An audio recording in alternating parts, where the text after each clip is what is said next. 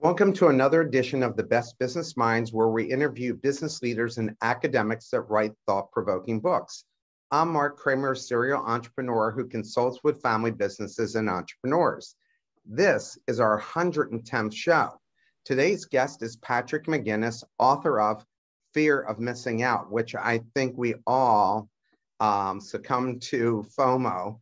And Patrick is the one who coined that phrase. Not many people that you'll ever meet in your life can actually say they've coined a phrase that's used globally and is in the dictionary. So Patrick, welcome.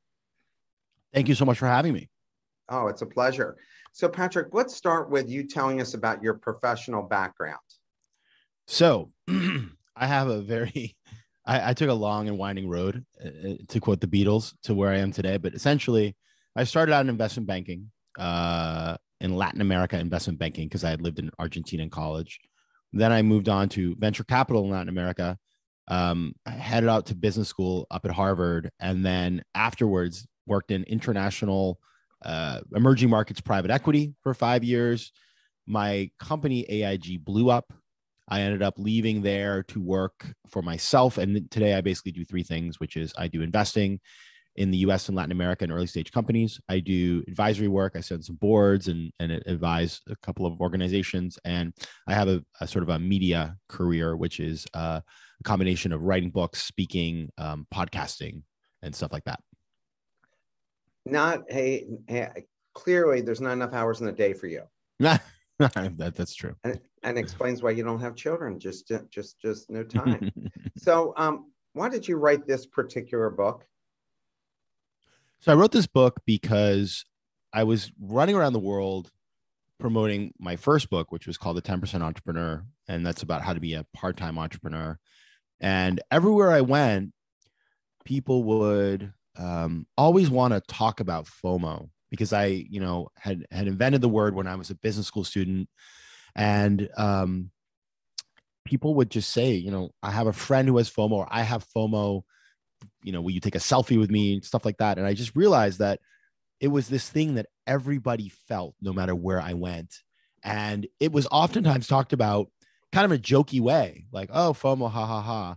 But the more that I started looking into it, and what's crazy interesting is that it's actually been studied. FOMO has been studied by clinical psychologists for years now, for more than 10 years. And they've written all this research. What I realized was that it's really a problem. And it's actually, sort of causes people real sort of physical and mental impacts on their well-being.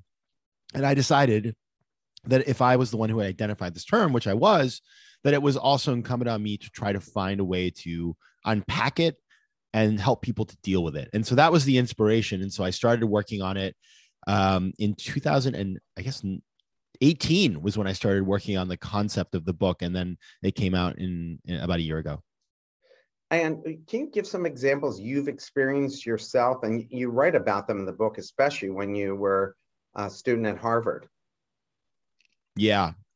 So as the creator of FOMO, I can tell you that I have FOMO all the time. Still, I manage it, but it's deeply embedded in who I am as a human being. And so I'm very in touch with my FOMO. And I would say, going to business school. So before business school, I was in New York, and I was here for 9/11. I took my GMAT on September 10th, 2001. So literally took the GMAT. Next morning, 9/11 happens. And I was sort of like, many of us at the time felt that the world would never be the same. And in many ways, it has not been. And I just sort of felt like every minute had to be lived to the max, and I had to sort of really take advantage of everything. And then when I started business school, I had never expected to go to a place like that. It was not, I'm from a small town in Maine. It's not something that I saw as being in the cards for me. But when I got there, I was like, wow, this is an amazing place. And I'm so happy to be here. And I want to do all these things. And I want to take advantage of every opportunity. And so that really manifested itself in the form of FOMO. That's where the FOMO came from for me, was this notion that I'm in a choice-rich environment full of opportunity, and I must take advantage of every opportunity all the time. And so that, meant going, I went to every company presentation. I applied for jobs I had no interest in. I went to every social event. I went all the trips. I was just like a spinning top for 2 years. And I realized how exhausted I was. And that's where I started referring to things as this sort of these feelings, this fear of missing out or FOMO. And I wrote an article about them in the school newspaper. Sounds like you were living in witness protection or something and finally got out. Yeah. And were able to enjoy all this. So what did your parents do? So my mom worked most of my life at small companies in my hometown. A Skylight company. She was in inside sales at the companies that she worked at. And then she later on went on to do something that she really enjoyed, which was helping, sort of working for our town, helping people to get housing, Section 8 housing and stuff like that. My father worked for the government. He was a if you ever seen the movie The Hunt for Red October, at the end of the movie, you remember the submarine comes up in Portsmouth, New Hampshire? Yeah. So my father worked at that shipyard, and he was a supervisor for the painting of the hulls of the nuclear submarines. Interesting. Wow. So your parents had interesting experiences. You write about the reasons people need to feel accepted. What are they, and how can people make sure it doesn't negatively impact them? And who are they, and how do they feel about themselves? Yeah, I think, listen, we live in a world where we are deeply coded in our DNA to want to be part of the crowd, right? So if you think about it, in the book, I use this reference to the wildebeest in Africa. If you ever get the chance to go see the wildebeest migration, which I was very fortunate to see now twice, and both times I was like, this is insane. You see all these wildebeest running together, and then they're like all following each other in a line, and then they stop and they kind of swarm together, and then they start again, and that's how they go across the Serengeti and do what they got to do. And it's an imperative that's in their DNA, because it's a survival mechanism. Swarm migration. If you have 250 wildebeest in a little group, if a predator comes along, maybe the predator gets one, but they can't pick off all of them. Whereas if you split them up, you could eat, all the wildebeest could die. So that's how they form. And we as humans, in the earliest humans, also were like that. They had to stick together in a crowd to survive in the harsh environment of the early sort of, the early humans. Now, today, we don't need the physical safety that is provided by the herd, but we do need the emotional safety, many of us. And so this idea of I've got to go to this, I've got to watch this, I've got to do this, I've got to see this, I got to do this career. I have to, think about when you're like a kid, that you have to always, people run in packs. There's like a leader, there's an alpha and all the people following around. This is part of the human experience. But the problem is, if that becomes your mindset for living life, if you're going to law school because all your friends are, if you are picking up hobbies, joining the tennis club because everybody else did, you spend so much of your time living other people's dreams that you forget what yours are, and that is not a well-lived life. And so that's where the FOMO gets problematic. It's like it takes you away from living an authentic life. And it sounds like so woo-woo, but if you think about it, it isn't, because it's like, why am I off doing somebody else's sort of life plan when I haven't taken the time to figure out what mine is? And that's where FOMO gets in the way. Yeah, I think that's also, I'm 61. So my generation and before that, your parents were almost determining what your professional life was going to be, and almost also who they wanted you to marry and so forth. And you kind of went along with it because all your friends went there as well. But then my generation decided, you know what, that's not a good idea, and you should pick your own path and so forth. But still, people are so highly influenced by their friends, sometimes for good and sometimes for really bad, right? Totally. And there's nothing wrong, by the way. Part of me says, oh, wouldn't it be nice to live in a small village somewhere where there's just less choice, right? Because FOMO and FOBO, which is the other concept I talk about in the book, these are really, for many people, not all people, but for many people, are afflictions of affluence. You can't feel these feelings if you don't believe you have choices in life. And so if you live in a town where there's 4 other people that you could marry, versus if you live in a town where there's 4,000, the problem set is different. And so there is some beauty to, it's like I yearn for the days when there was just 3 channels on TV. because then like I wouldn't spend four hours trying to figure out what to watch on Netflix, right? So there's an interesting dichotomy there about what, choice rich environments do to us. I thought FOBO was more interesting myself, and hearing you talk about. So please explain what that is and how best to manage it so it doesn't destroy us. Yeah, and Brandon just put in the chat analysis paralysis, which is spot on, because FOBO, and I agree, is way more interesting to me as well, because FOBO is the thing that like anybody can feel FOMO, right? FOMO is the kind of thing where like I have you have a dog. Dogs have FOMO. They're waiting by the door. You have little kids that don't want to go to bed because they're like, they want to see what's going to happen. Like, you go anywhere in the world. If you have a cell phone, you can have FOMO because you're like on Instagram seeing, what's happening out there. It's very sort of widespread. And a lot of it is sort of, frankly, it can be a positive motivator. And so there's some good in the FOMO. FOBO, on the other hand, that's like a really dangerous place to be, because FOBO, fear of a better option, is this idea that even if you have perfectly acceptable options in front of you, you can't choose because you're waiting for something better to come along. So it's this idea of wanting to make riskless decisions at all times. And the thing about FOBO, there's nothing good in FOBO. FOBO is always bad because it's bad for you and it's bad for all the people who are waiting for you to make a decision before they can do what they need to do. So you're causing sort of external negative externalities. And it is it's a really pervasive among people who have lots of options. And so the more powerful and successful and more affluent you get, the more likely you are to feel FOBO. And it's also one of these things where, I mentioned like Netflix, like if you're sitting there trying to find something to watch on TV, or you're online on Seamless or Uber Eats, spending an hour trying to figure out what you want to eat, it's just a massive sort of waste of your cognitive ability on things that don't really matter. What companies do you think are crippled by FOBO? Because I think there's quite a few companies that are crippled, and hence why some of these, especially in the Fortune 500, end up disappearing. Yeah, it's the classic, as you think about the upstart competitor and then the incumbent, and the upstart comes in and they just don't have the resources to have FOBO. They're sort of like, listen, we just raised a round of venture capital. We can't sort of be precious. We need to, figure out our prototype, put it in a market, learn something, pivot, move on, that sort of stuff, like classic the lean startup kind of mindset. And then you have the massive company with a huge R&D budget who can't get out of its own way because they're having so many internal meetings to try to figure out, which strategy to follow.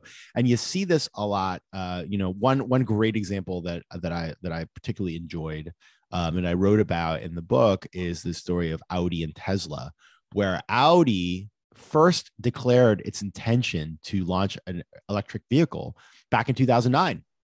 And this was years before Tesla was sort of out and about doing anything. And they basically every year change their strategy. They would, like there'd be some new information that they would kind of like rejigger the whole strategy. And they never even launched an EV until 2019. So it took them 10 years. Meanwhile, Tesla comes out in 2012, gets its first prototype out there, gets it on the market, learns from the customers, moves on. They've launched, a bunch afterwards. And you see the effect, which is that nowadays, when this all started, Audi was worth like 40 billion and Tesla was worth like, 1 billion. And now, of course, Audi's worth like 80 billion. So they doubled the market cap. Yay. But Tesla's worth like $1 trillion. So their inability to just pick a lane and move on it vis-a-vis Tesla, which just did it, shows you how FOBO can be very expensive. Is that the difference between entrepreneurial leadership and traditional corporate leadership, where somebody works their way up? They're not as risk-taking. They're managing the stockholder and the shareholders and so forth. I think it's a combo of that for sure. That because FOBO is one of the root causes of FOBO is risk aversion. So it's this, idea of like, I don't want to choose the wrong thing. It's, like, oh, nobody ever regretted choosing IBM, that kind of thing. And at the same time, I think it's really about having too many choices and not being able to parse through them. So when you're an entrepreneur and you have limited resources, you just don't have the luxury of sort of trying to drum up 1,000 things that you could choose from. You just kind of have do. Whereas large companies, they have huge budgets. They're like, well, you know what? We can just put another billion into research next year and we'll figure out, a better solution maybe. That sort of luxury cultivates indecision for some companies. You wrote about the combination of FOMO and FOBO cause fear of doing anything. A lot of people, and for that matter, organizations, fear failure. How do you get people to overcome their fear of failure? Oh, so before you do that, can you tell them again what FOBO is? Sure. Fear of a better option. It's defined as the anxiety caused by the inability to choose among perfectly acceptable options, combined with a desire to optimize option value. So, an intrinsic, the idea like option value is so great that we want to just keep it out there, and we don't want to decide until we absolutely think we have the perfect combination of things, which doesn't exist. So you're fooling yourself because you can't predict the future. And the thing about the question. FODA. So good old FODA. When you have FOMO and FOBO at the same time, like you want to do everything and yet you're unwilling to choose anything, you really get stuck. It's like you're in quicksand. And the problem there is that you're just you've disconnected. What happens with people in this situation, and I see it all the time, is that we are giving too much power to one decision. So there's this kind of mythology out there that that there are like 4 or 5 or 6 big decisions in life, and if you get them right, great, and if you don't, then you're kind of done, and your life will be terrible. And there are probably some. I'm not going to say there aren't some decisions that are like that, like deciding whether or not to break the law. Like that's a pretty big one. Like, it's like, am I going to be an insider trader or not? Like that can really shift the contours of your life. But deciding what job to take right after school, or deciding what city to live in, these things are important, of course, but they're really they're like the opening bids, opening hands in a game of poker or a game of cards or something like that. They are the beginning of the game. And when you take a decision, what you're really doing is just moving forward to the next series of decisions, and so on and so forth. And we make decisions all the time that are consequential in our lives. And so that is what happens with FODA, is that we have gotten to the point where we believe that this thing is so important and must be so perfect, and we must do it, that we're unable to decide on anything because we want everything, but we're so afraid of choosing the wrong thing that we want nothing at the same time. And that's just a place you don't want to be in, because nobody ever said like, wow, that person was such a great leader. They never decided anything, right? Of course not. Great leaders make decisions. They have to, and they might make the wrong decision, but if they don't make a decision at all, then they can't even start playing the game. So how do you get these people, get them over their fear of failure? I yell at them. No, I don't do that. I would never yell at anybody. So I think the big thing that happens, I mean, there's a bunch of strategies, but let's just look at what's happening when you feel these fears. When you have FOMO and FOBO, you are telling yourself a story in your head. It is a story of you are the author of that story, and it is largely fictional. So let's say I'm choosing, I remember, so when I was going to business school, I got into Wharton and Harvard, and I was very thankful for that. I was like, wow, how did this happen? But then I started into the next thing is, which should I choose? And I would have sleepless nights. I remember laying in bed and thinking like, this is a very high class problem, but I can't decide between these two schools. I don't want to get it wrong. What if I go to one school and I don't like it? What if I go to the other? All that sort of stuff. Now, the vast majority of the things I was thinking about in my head were completely invented. I was imagining things that would happen in a year or two. I had no evidence that those things would happen. And so I was so stuck in this world of my own creation, this series of concerns that I had self-imposed, that I really didn't focus on the tangible. And then, of course, I went and visited the schools and spent time there. And I realized like all the things I was worried about were they were self-imposed. And that's what happens when we have FOMO and FOBO, is that we are so up in our own head that we are no longer making decisions based on facts. We are making them based on fear. And so the way to, of course, then combat that is to stop that cycle. And there's a bunch of ways to do that. One is just sort of getting more data and getting out of your head. Another that really helps a lot of people is meditation, because you stop that sort of that negative series of cycles in your head. You can get advice from people. There's a bunch of different ways, but just knowing and being in touch with the fact that you are sort of writing this whole narrative inside your own head that's disconnected from reality is a really good starting point to recognize that you can overcome fear-based decision making. You talked about your time at Harvard, and you've been talking about it, for most of this interview so far, how you maximized your participation, but essentially taking part in everything the school had to offer. Why did you do that, and what was the impact? I guess I'm really interested in the impact. And looking back, would you have done it differently? So what happened for me, as I mentioned, I couldn't believe I was there. I was sort of like, how did this happen to me? Because I didn't really know anybody who'd gone there, and it just seemed like a fictional place. And as an undergraduate, I remember graduating and saying, well, I got really high grades, but I didn't really meet anybody here. Like, you're supposed to make your best friends in college, and I don't think I did that. And feeling deep disappointment that I had sort of not really taken advantage of the opportunities that were presented to me in the way that I wish I had done.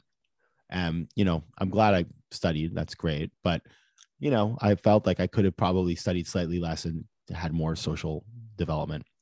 And so when I got into business school, having just been through 9/11, I was sort of like, I'm not doing that again. I'm going to optimize for meeting people and learning new things and exposing myself to new ideas and, rethinking everything. Like, maybe I don't want to be on Wall Street. Maybe I should work in real estate, or a hedge fund or something, which I think I would have been bad at. But anyway, so I was in this very much like I wanted to drink from the fire hose kind of thing. And I think, frankly, I'm glad I did that, because it was a really fun and exciting and mind-opening series of experiences. But what I also realized is, like, I lacked focus.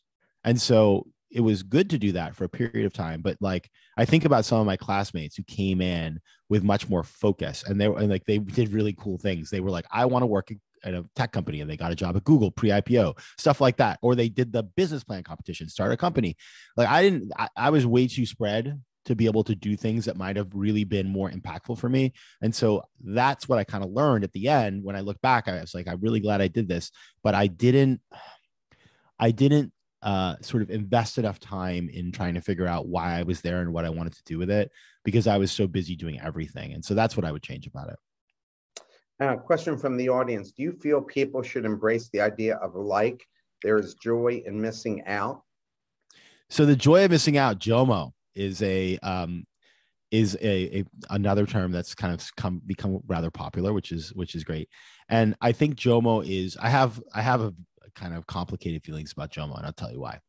JOMO as a concept is great.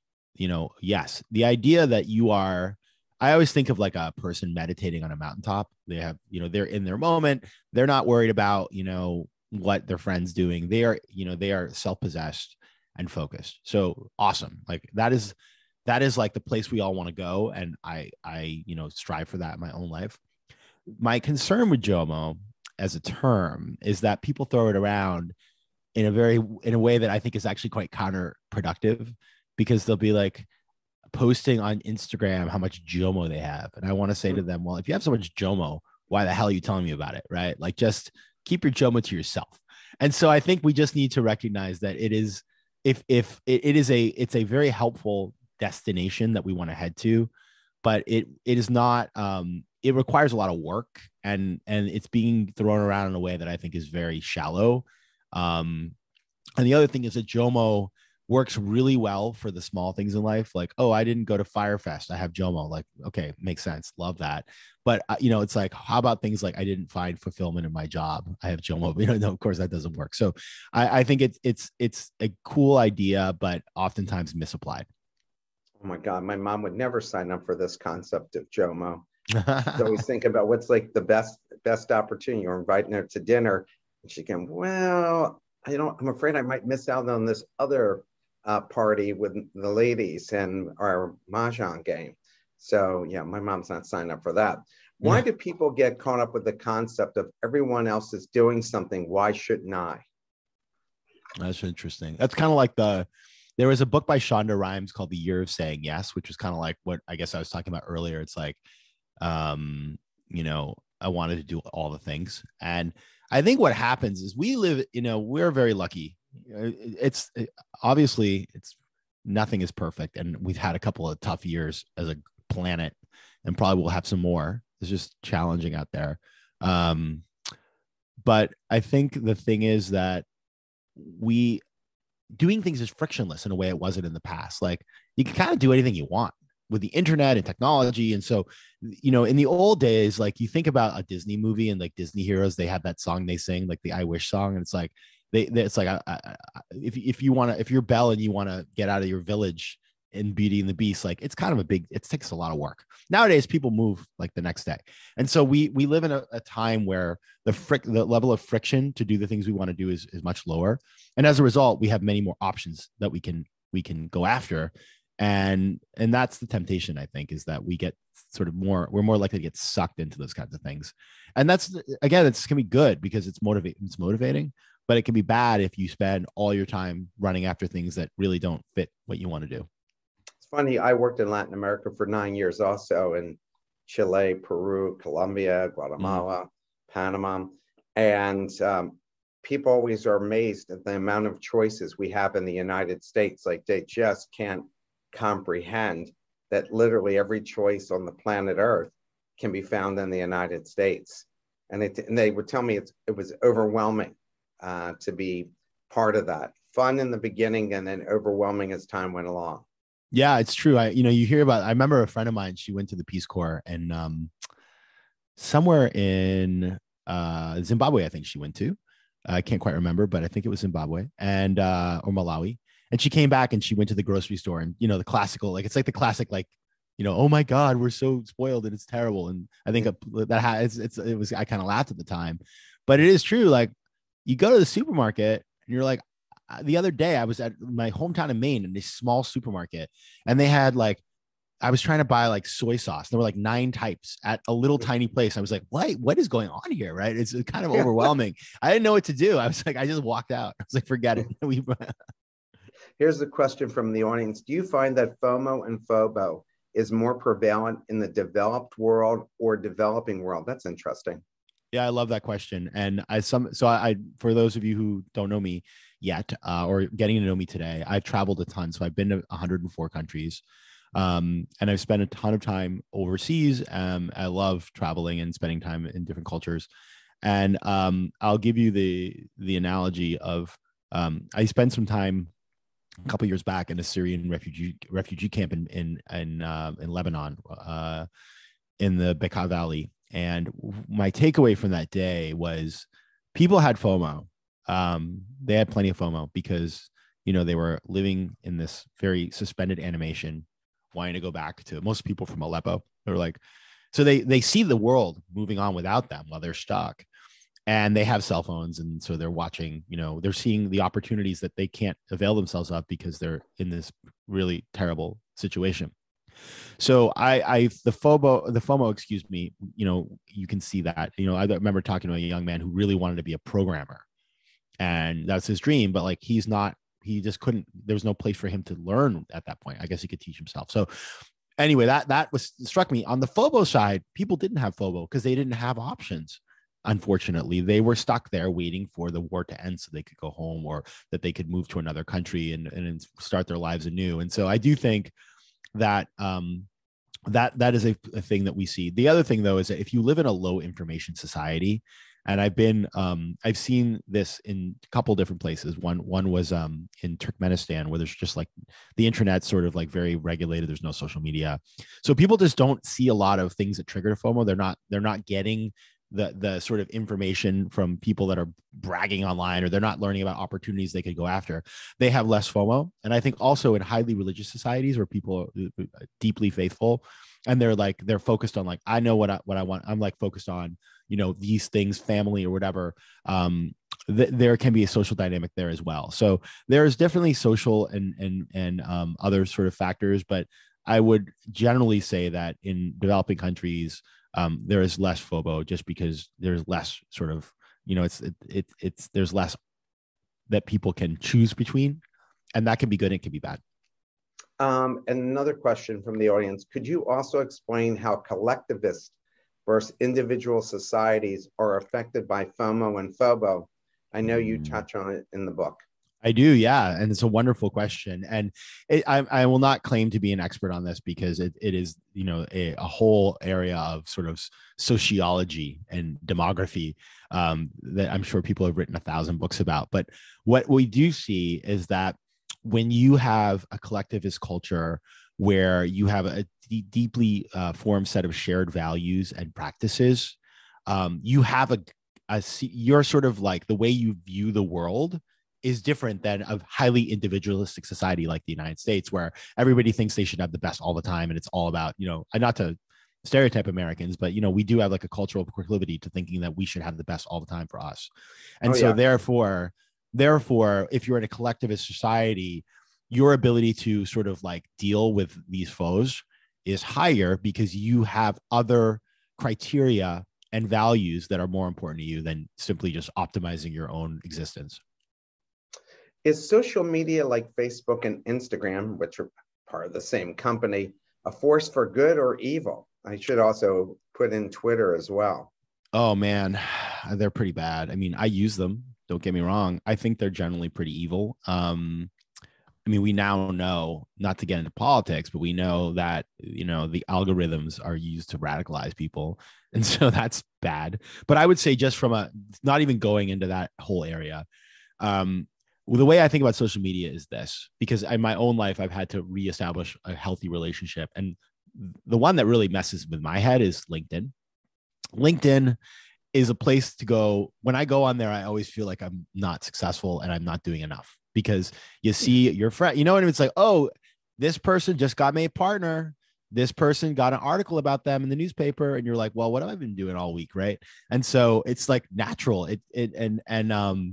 So I generally think they are bad for us. That said, it's hard to sort of not use them at all. And so the way that I think about my own interactions, and I encourage people, is when you're using it, be in touch with how you feel. If something makes you feel bad, then you need to cut it out. So I unfollow things that make me feel bad. I go back and look at what I post and I'm like, oh my goodness, why did I say that? And I learn from it. So it's important to just like sort of regulate that stuff. I'm going to have to cancel you out, Patrick, after we get off here. You write about why influencers have the ability to cause us to want, buy, or do something. Please explain how they seem to have this power and why do people follow them? Yeah. So, influencers aren't new, right? Like there is, I've been looking into this a little bit, but you think about like in the 50s when there used to be those shows like the General Motors television hour or whatever. Then they'd have like Ginger Rogers or somebody who'd be like smoking a cigarette. She'd be like, oh, the cigarette is so great. It makes me feel so beautiful. And, that was like the early days of influencing. It's like people using their fame to convince us that we should do what they do. And so that is not new. It's the root of all advertising. Now, I think that it's obviously been hyper sort of strengthened, because nowadays, which is so crazy about social media, if you flick through, like say you follow your best friend, you follow your neighbor, you follow Jennifer Aniston, it's like you'll have a post from your friend about a restaurant, and then you got Jennifer Aniston telling you about her sunglasses and stuff. So it gets all jumbled up, and it's hard to remember, like Jennifer Aniston doesn't know who the heck I am. Nothing against her, love her, but she's just getting paid. And so I think that sort of ability for celebrities to monetize their followings has really created a culture where we are being given so many more coded messages about stuff in the content that we consume. And I think it's gonna, consumers are smarter than they used to be about that. We see it in a different way, and I think kids are particularly savvy, but it can be tricky to spot. I thought this was interesting. FOMO can cause herd mentality. You mentioned this in the book. How do you make sure you as an individual or a business doesn't follow the herd off the cliff? Yeah. It's a lot of times you don't know you're in the herd until you go off the cliff. That's the problem. But I think the easiest way to do that, the most important way is, and I see this all the time, and like, oof, Go to a website of a venture capital firm in Silicon Valley. Go look at the website and look at the people on the team. You know what they're going to look like? A bunch of dudes, white men wearing like fleeces, and they all went to the same schools, and they all live in the same neighborhood, and they all bike, and they're all the same. And that's the thing about like having a team where there's no diversity, is that the chance that you're going to have groupthink goes way through the roof. And so one really powerful way to introduce the ability to not follow the herd is to have teams that have different types of people on them, whether it's, on all dynamics, age, race, religion, background, experience, perspective, and then encourage people to come to work and create a culture in which people can show up and be who they are. Because when you do that, I mean, I think about my team that works with me is we're 7, I believe. We have 5 of the people are women, 2 of us are men. People are located all over the world. We have one person who's in West Africa. We have people in the States. We have people in Latin America. And like, we're all really different. And so as a result, like, we disagree. And the chance of me going after the herd is much lower than it would be. Could you talk about how retailers use FOMO to drive sales? Absolutely. Just look at your email inbox. The amount of emails that will say, don't miss out, one day only, that kind of stuff. Like these, it's incredible. Once you know how this stuff is used, and maybe you've spotted it, maybe you haven't yet, but you will, just read any offer. Like, it's really crazy. If you buy like a plane ticket on Expedia, they always say like 3 seats left. Oh, price going up tomorrow, all those things. Anything that is convincing you that the offer that is on the table will not be there a little later and you have to move now is FOMO-based advertising. Do leaders use FOMO and FOBO to motivate people internally? Have you seen that?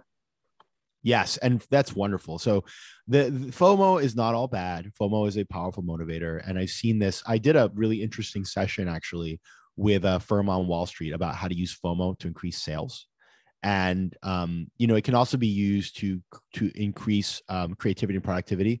Anytime you run some sort of challenge within a company, or you have some sort of imposed deadline, it can be great. I think the thing about giving people specific goals and then telling them like, do it by this date. And by the way, there's a competitive element. Those, if they're structured well, they can use FOMO to get the best out of people in the same way that you would as an advertiser. So they can be powerful. The critical thing is to recognize FOMO can be a powerful and healthy sort of source of motivation, but that you can't deploy it all the time, because frankly, the more you do that, the more you can distract people. And so it has to be deployed sort of in a sensible way. Friend of mine, his name is Louis Ferranti, and he was an associate with the Gambino crime family. And he wrote a book called Mob Rules, which is terrific, that everyone felt a sense of FOMO when you saw your boss talking quietly with a colleague, because you were worried that your colleague was getting ahead of you. And you said one of 2 things could happen. You could light a fire under you or do more, or it can make you paranoid and negatively impact your relationship with your boss and your colleagues. Yeah. What's your thoughts on this?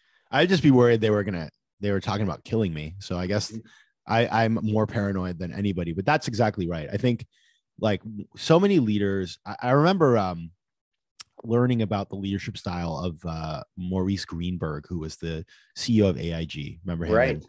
He was famous for, and also I've heard this is what Boris Johnson does. I had a meeting with somebody who works with him. What both of those guys do is they'll say there's a task and they're like, I want you to do this thing. They go to 3 different people and tell them to do it. And then they like let them compete against each other. And so for the leader, it's actually probably better. They probably get a better outcome, but they burn through people so quickly that their teams are unstable. And I think that's exactly right. Like you get to the point where you're burning people out because you're causing all this stress for them, and it's demotivating. And so while you may as a leader get the thing you want in the short term, in the long term, you're not building a culture that's sustainable. Yeah, I know somebody who worked in a culture like that, and she said all the top people were in therapy before therapy became popular. Wow. To everybody, and said, and a couple of them just quit being in that field that was an ad agency. Do you think that, a question from the audience, do you think the narrative of finding your passion exacerbates FOMO and FOBO? 100%. And I remember I was an early member of WeWork. I was in the second ever WeWork, and they were like, they plastered everything on everything. Do what you love, do what you love. And I was sort of like, I remember that I classify that as entrepreneurship porn. It's this notion, you know what I mean? It's different than porn entrepreneurship, by the way, just for those of you who were wondering. I can't ascribe to either of them, but what I think happens is we're sold this bill of goods that like some people just have, like they do what they love all the time and it's so great, and the rest of us haven't found that yet, and therefore we are incomplete.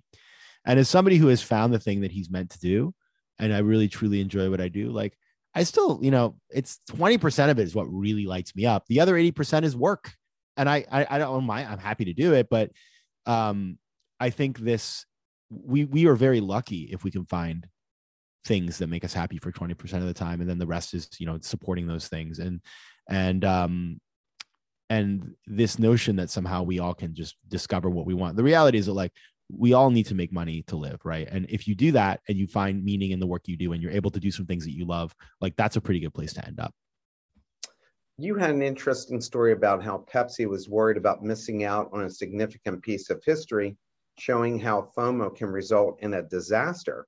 Please tell that story and what companies, especially marketers, learn from it. Yeah, the old Crystal Pepsi. So I remember this when I was a little kid. I remember Crystal Pepsi. I think I drank Crystal Pepsi. And basically Pepsi was like trying to keep up. They had FOMO because Sprite came out of nowhere and everybody wanted Sprite. I remember this was like I drank a lot of soda as a child. And so they launched Crystal Pepsi to try to be like Sprite, and it was a massive fail.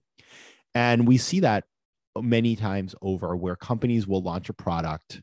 Look at CNN Plus is a great example of FOMO. They launched the streaming service because everybody else is.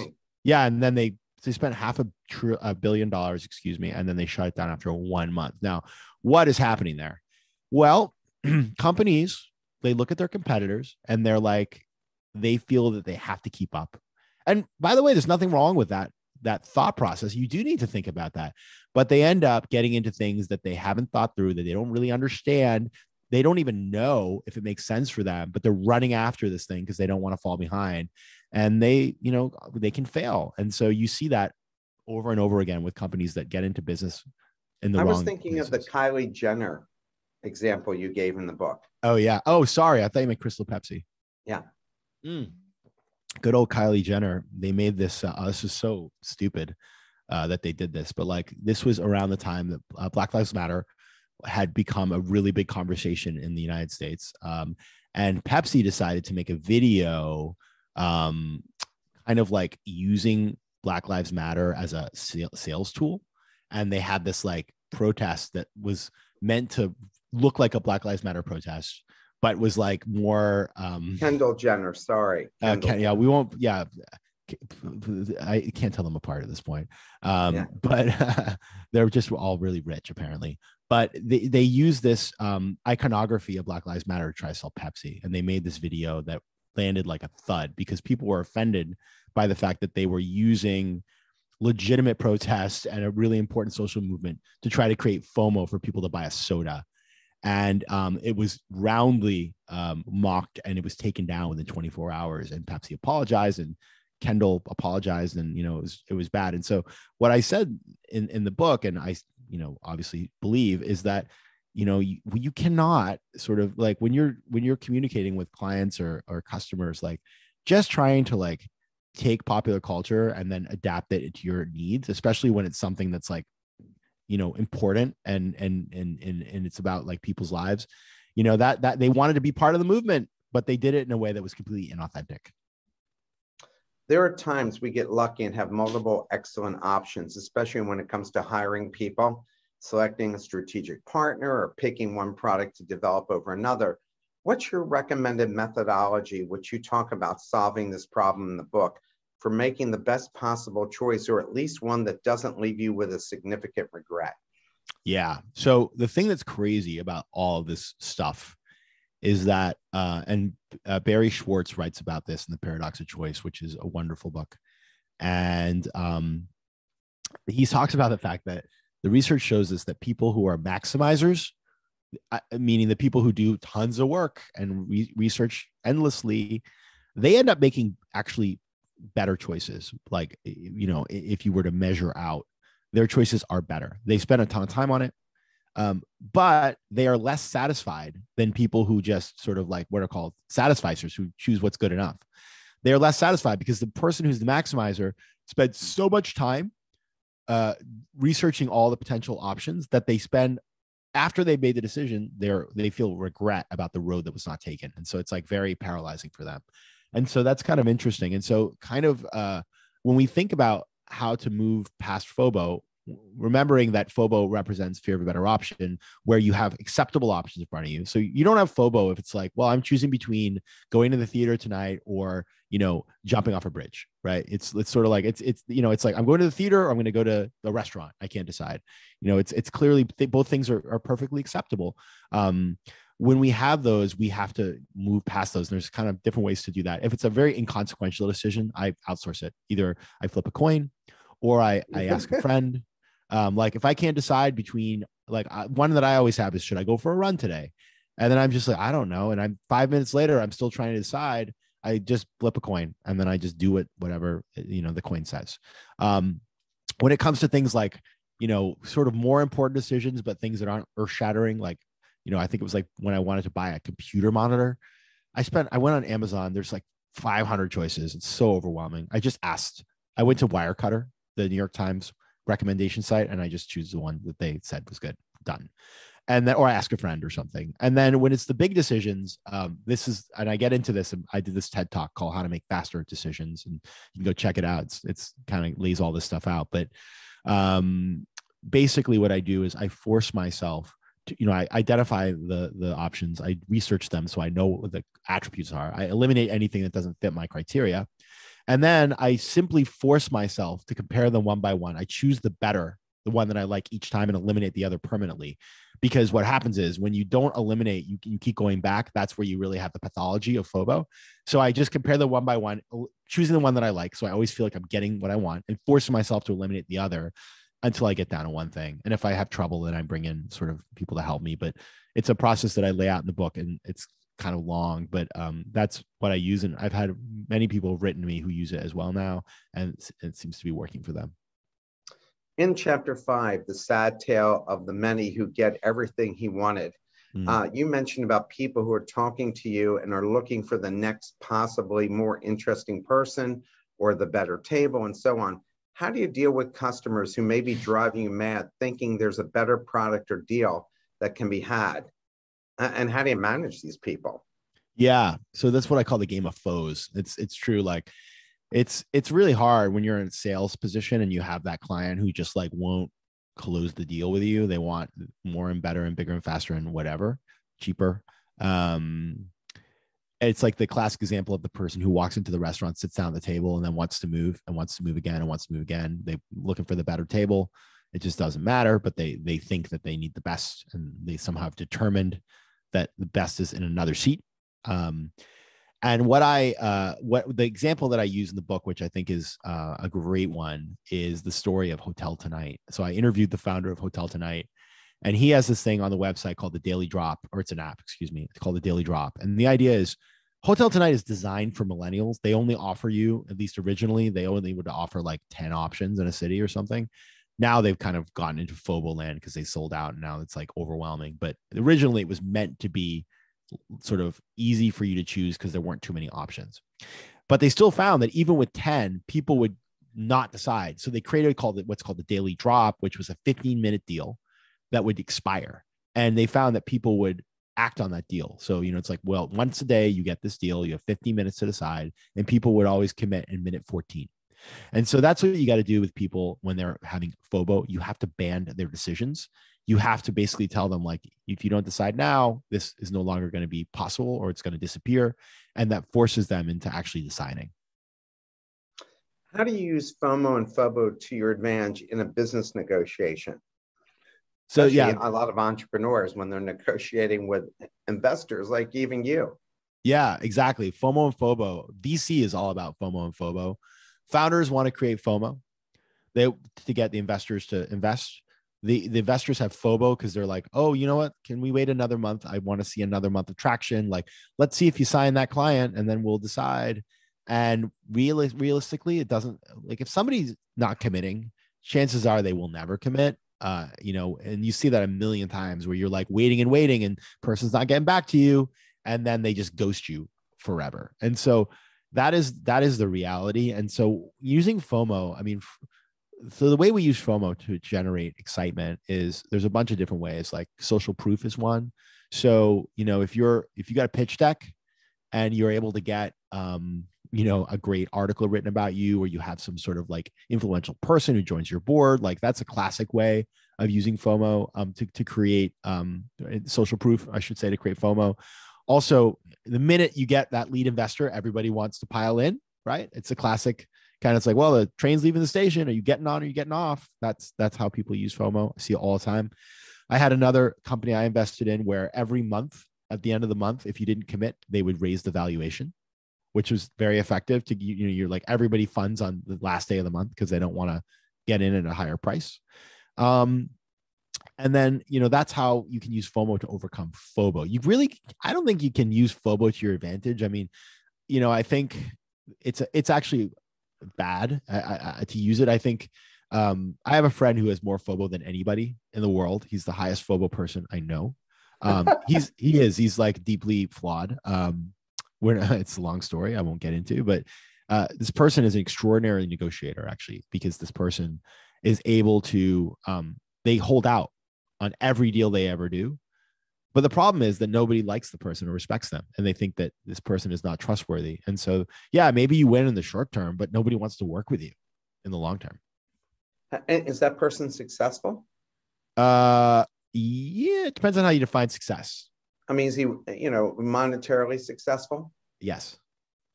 And so this methodology he uses has worked well for him. It's had terrible secondary effects.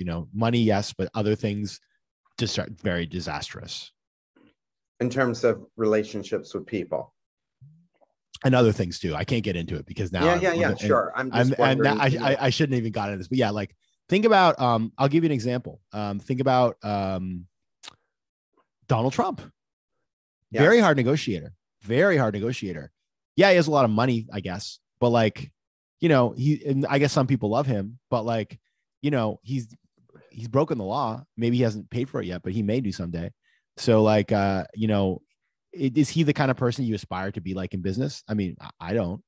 That's how I think. Not to get political. I just got super political, but No. Yeah, I mean, he has a methodology, and other people have done it too, where they pay half up front, and then when you complete the job, they're like, I'm taking a 50% discount. And even though you've known they've done that to other people, you just don't believe it will happen to you. And then it happens to you, and you just like, but you knew that was going to happen. So that's always interesting. My last question here is, what is the one piece of advice you would give everyone based on your personal experiences, ranging from, visiting refugee camps, which you talked about today in Lebanon, to your professional success and how to manage FOMO and FOBO so it doesn't take the joy out of your life? Yeah. So what I do, which has been highly effective for me and for many other people, it's really kind of back to my first book, The 10% Entrepreneur. And the idea is that, I'm a total FOMO sapiens. I have FOMO all the time. I know that. And so I listen to my FOMO. I hear it, and it says things to me all the time, like, oh, you should get involved in NFTs, or, oh, like you should run a marathon, whatever. And I say, okay, fine. You know what? Let me dip a toe. Let me, go learn about NFTs and figure out what the heck it is and get involved in a way that is sensible. I'm not going to go out and pour all my savings into an NFT, but maybe I can, make a small investment and just learn from it. Maybe I should run a marathon, but I'm not going to run a marathon tomorrow. I'm going to run a 10K and figure out, do I even like this? And so that's what I try to do. When we feel FOMO, yes, we want to do something, but we have no idea if the perception that we're going to like that thing is real or if it's deception.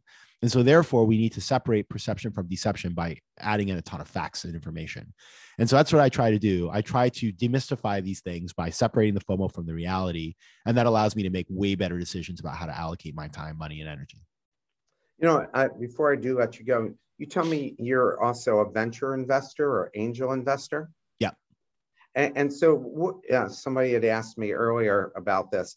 What are you investing in? Like, what types of businesses do you invest in? Industries, are they seed stage? What are they? Yeah. So I make personal investments. I've been investing my own sort of capital over the years in kind of early stage tech companies, usually either consumer business services or the areas where I have deeper experience. And, I go very early because I'm looking for I'm willing to take risk to get an outsized return. And then in my job, I'm part of a VC fund in Latin America. We're investing in Series C, A, and B in companies that are generally in healthcare, education, business services, consumer, and we invest across Latin America, Spanish-speaking Latin America principally. And so I do that as well. Just a question from the audience before we let you go. How do you draw the line between trying to search for greatness and work for it versus being caught up in FOMO and FOBO? Yeah, that is always a question I ask myself because I do a lot of things. And sometimes I say, would I be better served to just do one thing and be like the best in the whole universe at it? And I think for some people, that is the right play. For some people, choosing like being a surgeon and that's all they do. And like they're a surgeon 20 hours a day, like that makes them happy. And for other people, that would not make them happy. Like I personally find much more meaning and joy and excitement out of doing many things and then figuring out what I like and investing in the things that excite me. I was always like that as a kid. And then the world of work and education sort of made me much more siloed. And I think I was diminished because of it. And now I enjoy to do many different things with focus. Like there's a consistency through those things. And I think that's, it's for me anyway, it's like figuring out where the common threads are between those things and making sure that you're not just like completely spread thin into things that areas where you don't have commonality. That is the kind of, I don't take on something new unless I can be highly efficient at it because I'm already operating in the space, or B, I want to learn a specific thing about that. And so I'm doing it from an educational perspective. Other than that, I try to say no so that I don't sort of end up all over the place. And I think that's a good way for others as well. But maybe you are that person who says, you know what, I just want to do this one thing. And if that makes you happy, go for it. Patrick, thanks so much for taking the time to speak with us. And if you'll email me your podcast, the link to yours, then I'll make sure everybody gets that as well, along with the link to your book. Oh, I will do that. And it's called FOMO Sapiens. You can go to FOMOSapiens.com, but I will send that over to your way, Mark, as well. And thank you for your time today. Thanks, everybody. We'll look forward to seeing you all next Friday. Everybody have a great and safe weekend.